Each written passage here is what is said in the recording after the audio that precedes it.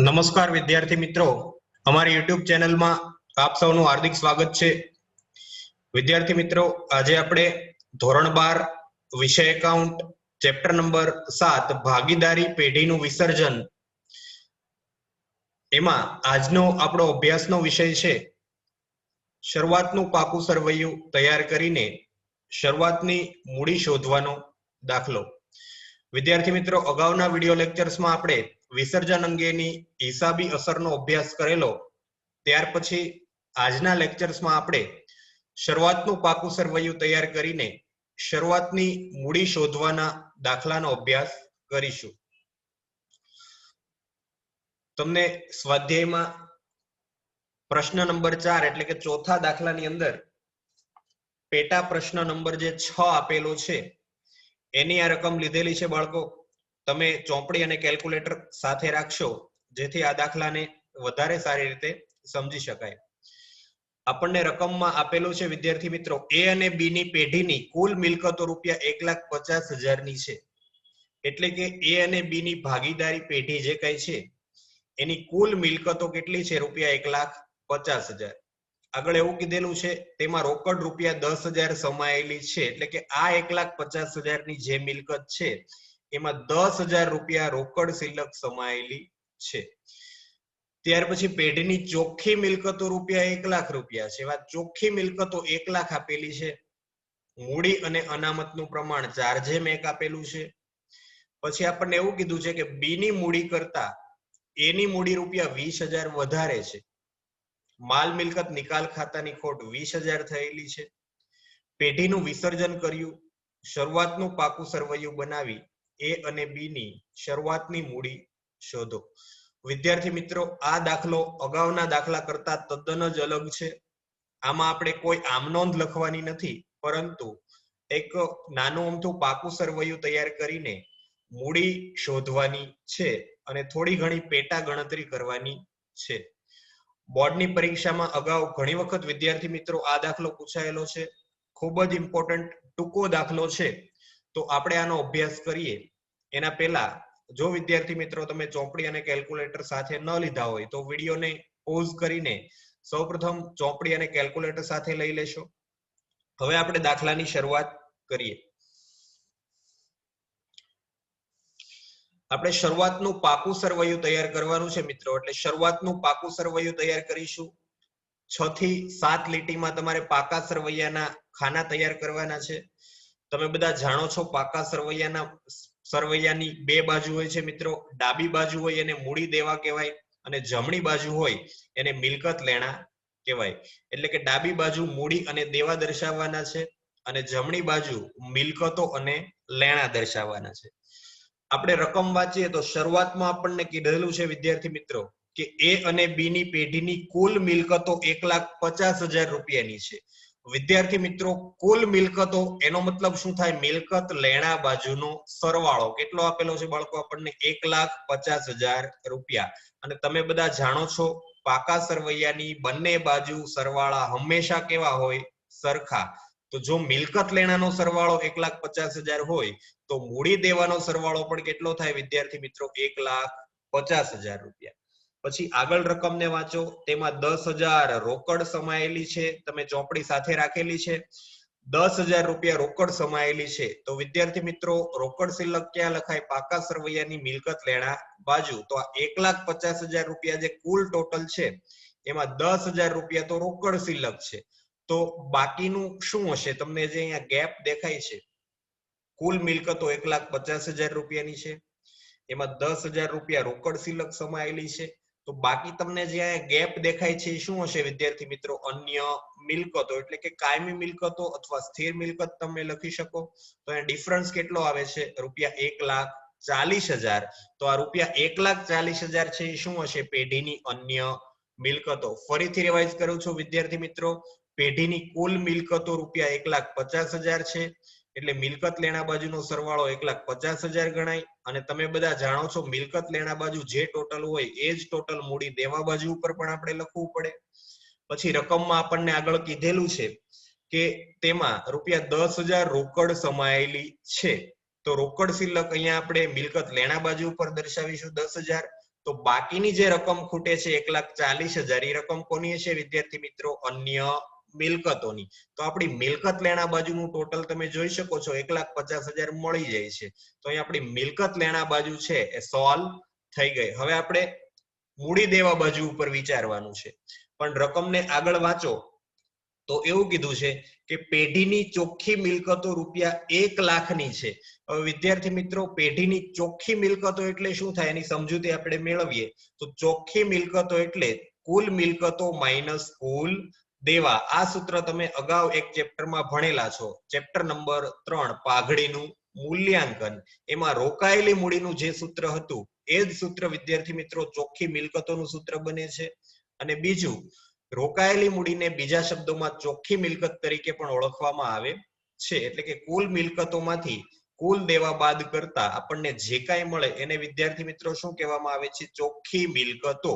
તો ચોખ્ખી મિલકતનું સૂત્ર કેવું છે? ફરીથી ચોખ્ખી મિલકતો બરાબર કુલ મિલકતો માઇનસ કુલ દેવા. તો હવે આપણે આ સૂત્રમાં કિંમત મૂકવાની છે બાળકો. આ ચોખ્ખી મિલકતો તમને 1 લાખ રૂપિયા આપેલી છે, કુલ મિલકતો 1,50,000 આપેલી છે અને કુલ દેવા આપેલા નથી. આપણે કુલ દેવાને ફાઇન્ડ આઉટ કરવાના છે. તો આપણે કિંમત મૂકીએ. ચોખ્ખી મિલકતો ₹1 લાખ જે રકમમાં આપેલી છે, કુલ મિલકતો 1,50,000 આપણે અહીંયાથી લીધેલી છે 1,50,000 અને માઇનસ કુલ દેવા જે આપણે મેળવવાના છે. તો વિદ્યાર્થી મિત્રો કુલ દેવાને આપણે કરતા બનાવીએ તો તમે જાણો છો કુલ દેવા બરાબરની આ બાજુ માઇનસ છે તો એને આ બાજુ મોકલવામાં આવે તો પ્લસ થઈ જશે અને 1 લાખ રૂપિયા છે એ બરાબરની આ બાજુ પ્લસ છે એને આ બાજુ લાવતા માઇનસ થશે.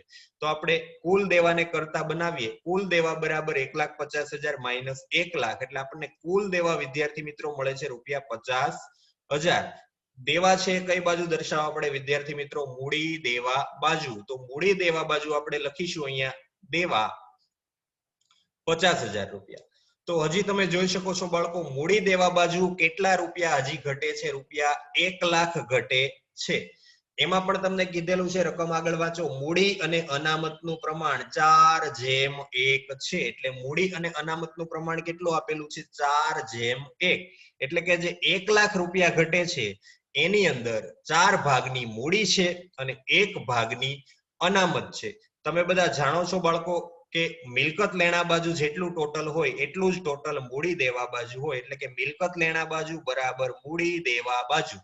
મિલકત લેણા બાજુનું ટોટલ કેટલું છે? ₹1,50,000 અને મૂડી દેવા બાજુનું ટોટલ પણ કેટલું હોવું જોઈએ? ₹1,50,000. પણ મૂડી દેવા બાજુ આપણને એક દેવા આપેલા છે. આ મૂડી અને અનામત છે એ આપણે મેળવવાની છે. જે 1 લાખ રૂપિયા ઘટે છે વિદ્યાર્થી મિત્રો એ 1 લાખની અંદર બે વિગતો સમાયેલી છે. કઈ કઈ? એક મૂડી અને અનામત. આ દેવા તો આપણને મળી ગયેલા છે. તો આપણે આગળ જોઈએ તો 1,50,000 એમાં દેવાની કિંમત કેટલી છે? 50,000 જે આપણને મળી ગયેલી છે. મૂડી અને અનામત છે આપણે શોધવાની છે વિદ્યાર્થી મિત્રો. તો મૂડી અને અનામતની કિંમત કેટલી હશે? 1 લાખ રૂપિયા. જો તમે આ ગણતરી ન સમજતા હો તો આ રીતે પણ વિચારી શકો છો કે 1 લાખ રૂપિયા 1,50,000 મૂડી દેવા બાજુનો સરવાળો છે તો એમાં 50,000 રૂપિયા તો દેવાના છે. તો બાકી જે અહીંયા તફાવત તમને દેખાય છે ₹1 લાખનો એમાં બે વિગતો સમાયેલી છે. કઈ કઈ? એક મૂડી અને બીજું અનામત. અને એનું પ્રમાણ પણ આપણને વિદ્યાર્થી મિત્રો રકમમાં આપેલું છે 4:1. તો આ 1 લાખ રૂપિયા જે છે વિદ્યાર્થી મિત્રો ઈ કોના કોના હશે? મૂડી અને અનામતના. એટલે કે મૂડી અને અનામત બંને મળીને કેટલા થાય છે? ₹1 લાખ. અને એનું પ્રમાણ આપણને આપેલું છે 4:1. તો હવે આપણે બંનેને અલગ પાડીએ તો એમાં મૂડી કેટલી હશે? 1 લાખ ગુણ્યા 4 ભાગ્યા 4 વત્તા 1 કેટલા થાય? 5. એટલે 80,000 રૂપિયા મૂડીના છે. તો અનામતના કેટલા છે બાળકો? 1 લાખ ગુણ્યા 1 ભાગ્યા 5 20,000 રૂપિયા એ અનામતના ગણાય. અને અનામત છે એ ક્યાં દર્શાવવી પડે વિદ્યાર્થી મિત્રો? મૂડી દેવા બાજુ. તો આપણે સામાન્ય અનામત તરીકે લખીશું ₹20,000 અને બાકીના જે 80,000 રૂપિયા છે એ કોના છે? મૂડીના. વિદ્યાર્થી મિત્રો બે ભાગીદાર આપેલા છે, ભાગીદાર એ અને ભાગીદાર બી. તમે વિચારશો કે કોની મૂડી કેટલી? તો ઘણા વિદ્યાર્થી શું કરે છે? 80,000 ને બે ભાગીદાર વચ્ચે સરખા પ્રમાણમાં વેચી દે છે. પણ એવી ભૂલ નહીં કરતા. અહીંયા થોડું ટ્વિસ્ટ કરીને આપેલું છે તમને વિદ્યાર્થી મિત્રો. એક વાક્ય આપેલું છે અને તમે ખાસ સમજશો. કે બી ની મૂડી કરતા એની મૂડી 20,000 રૂપિયા વધુ છે. ફરીથી વિદ્યાર્થી મિત્રો, બી ની મૂડી કરતા એની મૂડી 20,000 વધુ છે. એટલે કે ભાગીદાર બી ની જે કાંઈ મૂડી છે એમાં 20,000 ઉમેરવામાં આવે તો આપણને ભાગીદાર એ ની મૂડી મળે. એટલે વિદ્યાર્થી મિત્રો, આપણે આધાર તરીકે ભાગીદાર બી ની મૂડી લેવાની છે. અહીંયા બેઝ તરીકે કોની મૂડી આપણે લઈશું? ભાગીદાર બી ની મૂડી. કારણ કે બી ની મૂડી આપણે જાણતા હોઈએ અને એમાં 20,000 રૂપિયા જો ઉમેરવામાં આવે તો આપણને એ ની મૂડી મળી જાય. તો આપણે એક ધારણા કરવી પડશે વિદ્યાર્થી મિત્રો, ગણિતની જેમ. ધારો કે બી ની મૂડી બરાબર એક્સ, આપણે એક્સ ધારી લઈએ છીએ, બી ની મૂડી એક્સ છે. તો વિદ્યાર્થી મિત્રો, એ ની મૂડી કેટલી થાય? તો કે બી ની મૂડી જે એક્સ છે એમાં 20,000 રૂપિયા ઉમેરવામાં આવે તો આપણને એ ની મૂડી પ્રાપ્ત થાય. તો કુલ મૂડી આપણને કઈ રીતે મળશે? એ ની મૂડી અને બી ની મૂડીનું ટોટલ કરવાથી. તો આપણે કુલ મૂડી બરાબર એ ની મૂડી વત્તા બી ની મૂડી. તો તમે જોઈ શકો છો એ ની મૂડી કેટલી છે? એક્સ વત્તા 20,000. તો અહીંયા મેં એક્સ વત્તા 20,000 લખ્યા, પ્લસ એટલે અહીંયા પ્લસ ની નિશાની. અને બી ની મૂડી કેટલી છે વિદ્યાર્થી મિત્રો? બી ની મૂડી તમે જોઈ શકો છો એક્સ, એટલે અહીંયા એક્સ. તો હવે આપણે આનું સાદુરૂપ આપવાનું છે. કુલ મૂડી કેટલી આપણને આપેલી છે વિદ્યાર્થી મિત્રો? 80,000. એમાં એ ની મૂડી એક્સ વત્તા 20,000 વત્તા એક્સ. તો અહીંયા આગળ સાદુરૂપ આપતા 80,000 બરાબર એક્સ વત્તા એક્સ એટલે 2x થાય, અને 20,000 ના 20,000. વિદ્યાર્થી મિત્રો, 20,000 આ સાઈડ પ્લસ છે, આ બાજુ લાવો તો માઇનસ થઈ જાય. એટલે આગળ સાદુરૂપ આપતા આપણને કેટલા મળે છે? 60,000 બરાબર 2x. અને હવે બંને બાજુ 2 વડે ભાગાકાર કરવામાં આવે તો વિદ્યાર્થી મિત્રો, આપણને ભાગીદાર બી ની મૂડી એટલે કે એક્સ બરાબર કેટલા મળે છે? રૂપિયા 30,000. ફરીથી વિદ્યાર્થી મિત્રો, 60,000 બરાબર 2x આવે છે. બંને બાજુ 2 વડે ભાગાકાર કરો તો આપણને એક્સ બરાબર કેટલા મળે છે મિત્રો? 30,000. જે કોની મૂડી ગણાય? ભાગીદાર બી ની. કારણ કે આપણે એક્સ બરાબર કોની મૂડી ધારેલી છે? તમે અહીંયા જોઈ શકો છો, એક્સ બરાબર બી ની મૂડી. તો આપણને એક્સ બરાબર રૂપિયા 30,000 બી ની મૂડી મળે છે. તો હવે આપણે એ ની મૂડી મેળવવાની છે. એની મૂડી કઈ રીતે મળશે? અગાઉ આપણું સૂત્ર હતું, તમે જોઈ શકો છો, એક્સ વત્તા 20,000. તો એક્સ ની કિંમત કેટલી મળી આપણને? 30,000. તો 30,000 વત્તા 20,000 બરાબર કેટલા થાય છે? રૂપિયા 50,000. તો હવે આપણે મૂડી દર્શાવી શકીએ. બીજી રીત આપણને આપેલી છે. જો તમને આ રીત અઘરી પડતી હોય તો તમે આ રીતનો પણ વિદ્યાર્થી મિત્રો ઉપયોગ કરી શકો છો. પણ એના પહેલા આ રીતને હજી એક વખત આપણે સમજી લઈએ. એવું કીધું છે વિદ્યાર્થી મિત્રો, બી ની મૂડી કરતા એ ની મૂડી 20,000 રૂપિયા વધુ છે. અહીંયા બેઝ તરીકે બાળકો આપણે બી ની મૂડી લેવાની છે. એટલે ધારો કે બી ની મૂડી બરાબર એક્સ છે. તો એ ની મૂડી કેટલી થાય? એક્સ વત્તા 20,000. તો કુલ મૂડી કેટલી થાય વિદ્યાર્થી મિત્રો? એ ની મૂડી પ્લસ બી ની મૂડી. એમાં તમે જોઈ શકો છો એ ની મૂડી કેટલી છે? એક્સ વત્તા 20,000 વત્તા બી ની મૂડી કેટલી છે? એક્સ. તો આપણે કુલ મૂડી 80,000 બરાબર એક્સ પ્લસ 20,000 પ્લસ એક્સ એટલે 80,000 બરાબર 2x પ્લસ 20,000. અહીંયા 20,000 પ્લસ છે, આ બાજુ લાવતા માઇનસ થશે એટલે 60,000 બરાબર 2x. વિદ્યાર્થી મિત્રો, બંને બાજુ 2 વડે ભાગાકાર કરતા x બરાબર કેટલા મળે છે? રૂપિયા 30,000. જે બી ની મૂડી ગણાશે. તો એની મૂડી કઈ રીતે મળશે? x પ્લસ 20,000 એટલે 30,000 વત્તા 20,000 બરાબર એની મૂડી કેટલી મળે છે આપણને? 50,000 રૂપિયા. તો આપણા સેન્ટેન્સ આરે મેચ થઈ જાય છે. તમે જોઈ શકો છો કે બી ની મૂડી કરતા એ ની મૂડી 20,000 વધુ છે. તો બી ની મૂડી આપણને કેટલી મળી બાળકો? 30,000. એમાં 20,000 તમે ઉમેરો તો 50,000 રૂપિયા એની મૂડી મળે છે. જો તમને વિદ્યાર્થી મિત્રો આ રીત ન ફાવતી હોય તો એના અવેજમાં આપણી પાસે એક બીજી રીત પણ છે, જે તમને 100% આવડી જશે. બીજી રીત, કુલ મૂડી કેટલી આપેલી છે આપણને? 80,000. એમાં આપણને એવું કીધું છે કે બી ની મૂડી કરતા એ ની મૂડી 20,000 વધુ છે. હવે જેટલા વધુ કે ઓછા હોય એટલી રકમ છે એને પેલા સાઈડ કરી દો તમે થોડી વાર માટે. તો આમાંથી હું 20,000 રૂપિયા માઇનસ કરું તો બાકી બેલેન્સ કેટલું વધે છે? 60,000. હવે તમે જોઈ શકો છો બે ભાગીદારો છે, એ અને બીજો બી. તો અહીંયા બે ભાગીદારના નામ લખી દઉં, એ ની મૂડી અને બી ની મૂડી. આ 60,000 છે એ બે ભાગીદાર વચ્ચે હું સરખા પ્રમાણમાં વેચી દઉં તો કેટલા આવશે? 30,000 અને 30,000. હવે આપણને કોના કરતા કોની મૂડી વધારે છે એવું કીધું છે. તમે જોઈ શકો છો કે બી ની મૂડી કરતા એ ની મૂડી 20,000 વધુ છે. એટલે કે એ ની મૂડી જે છે એ 20,000 વધારે છે બી કરતા. તો તો 20,000 રૂપિયા જે આપણે સાઈડ કરેલા હતા અગાઉ અલગ પાડ્યા હતા એને આપણે અહીંયા એની અંદર ઉમેરી દેશું. એટલે 30,000 વત્તા 20,000 તો એની મૂડી કેટલી થઈ જાય બાળકો? 50,000. તો તમે જોઈ શકો છો આ રીતે તમે શોર્ટકટ મેથડ દ્વારા પણ મૂડી મેળવી શકો છો. તો એની મૂડી કેટલી થશે? 50,000 અને બી ની મૂડી કેટલી થશે બાળકો? 30,000 રૂપિયા. તો હવે આપણે એને પાકા સરવૈયામાં દર્શાવી શકીએ. મૂડી ખાતા ભાગીદાર એ ની મૂડી 50,000, બી ની મૂડી 30,000 અને એ બંનેનો સરવાળો કેટલો થાય છે બાળકો? 80,000. અને આપણા સેન્ટેન્સ સાથે પણ મેચ થઈ ગયું છે. તમે જોઈ શકો છો કે બી ની મૂડી કરતા એ ની મૂડી 20,000 વધુ છે. તો 30,000 માં 20,000 તમે વધારો તો 50,000 રૂપિયા એની મૂડી આપણને મળી જાય છે. તો વિદ્યાર્થી મિત્રો, ઘણી વખત બોર્ડની પરીક્ષામાં આમ નોંધના બદલે તમને આવો દાખલો પણ પૂછતા હોય છે. તો તમારે એને આ રીતે સોલ્વ કરવાનો રહેશે. ત્યાર પછી એક બીજો દાખલો તમને આપેલો છે 8 નંબર ઉપર, પ્રશ્ન 4 નો 8મો દાખલો. એ પણ અગત્યનો છે, આપણે એનો પણ અભ્યાસ કરીએ. વિસર્જન વખતે પેઢીની કુલ મિલકતો રૂપિયા 2 લાખ છે, જે પૈકી ચાલુ મિલકતો 40% છે, રૂપિયા 10,000 રોકડ સહિત સ્થિર મિલકતોની 120% રકમ ઉપજી, જ્યારે ચાલુ મિલકતોની 80% રકમ ઉપજી. જરૂરી આમ નોંધ લખો. વિદ્યાર્થી મિત્રો, અહીંયા કુલ મિલકતો આપેલી છે, એમાં ચાલુ મિલકતો 40% છે એવું કીધું છે, 10,000 રોકડ શિલ્લક છે અને મિલકતોની ઉપજ વિશે આપણને કઈક આવી નોંધ આપેલી છે. તમે રકમને સાથે રાખશો. હવે આપણે દાખલો સોલ્વ કરીએ. સૌપ્રથમ આમ નોંધના ખાના તૈયાર કરીશું, ત્યાર પછી પેટા ગણતરી દર્શાવીએ. કુલ મિલકતો આપણને આપેલી છે બાળકો 2 લાખ રૂપિયા. એમાં આપણને બે પાર્ટ પાડેલા છે કે ચાલુ મિલકતો 40% છે અને 60% છે એ કઈ મિલકતો છે વિદ્યાર્થી મિત્રો? સ્થિર અથવા તો કાયમી મિલકતો. તો આપણે 2 લાખના 40% કરીએ તો જવાબ કેટલો મળશે? 80,000 રૂપિયા ચાલુ મિલકતો અને 1,20,000 રૂપિયા સ્થિર અથવા તો કાયમી મિલકતો. હવે તમને રકમમાં જ કીધેલું છે કે ચાલુ મિલકતોમાં 10,000 રૂપિયા રોકડ સમાયેલી છે. તો આપણે થોડી વાર માટે રોકડ શિલ્લકને અહીંયાથી સાઈડ કરશું વિદ્યાર્થી મિત્રો. 10,000 રૂપિયા રોકડ શિલ્લક, તો બાકીના કેટલા વધે છે? રૂપિયા 70,000 રોકડ સિવાયની ચાલુ મિલકતો. વિદ્યાર્થી મિત્રો, તમે બધા જાણો છો કે પેઢીના વિસર્જન સમયે મિલકતોના ખાતા બંધ કરી ક્યાં લઈ જવામાં આવે છે? માલ મિલકત નિકાલ ખાતે.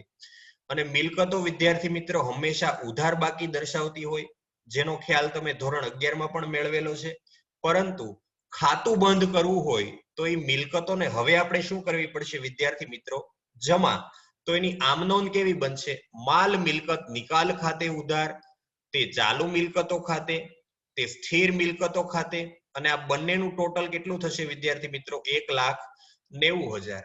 હવે ખાસ ધ્યાન રાખશો, ઘણા વિદ્યાર્થી મિત્રો અહીંયા ચાલુ મિલકતોમાં 80,000 રૂપિયા લખી નાખે છે, પણ વિદ્યાર્થી મિત્રો ખાસ ધ્યાન રાખશો, પેઢીના વિસર્જન સમયે રોકડ સિવાયની મિલકતોના ખાતા તમારે બંધ કરવાના છે, રોકડ શિલ્લકનું ખાતું બંધ કરવાનું નથી. એટલે અહીંયા આપણે 80,000 ની જગ્યાએ કેટલા લખેલા છે? 70,000. ફરીથી વિદ્યાર્થી મિત્રો, પેઢીના વિસર્જન સમયે રોકડ શિલ્લક અથવા બેંક શિલ્લક સિવાયની મિલકતોના ખાતા જ તમારે બંધ કરવાના છે.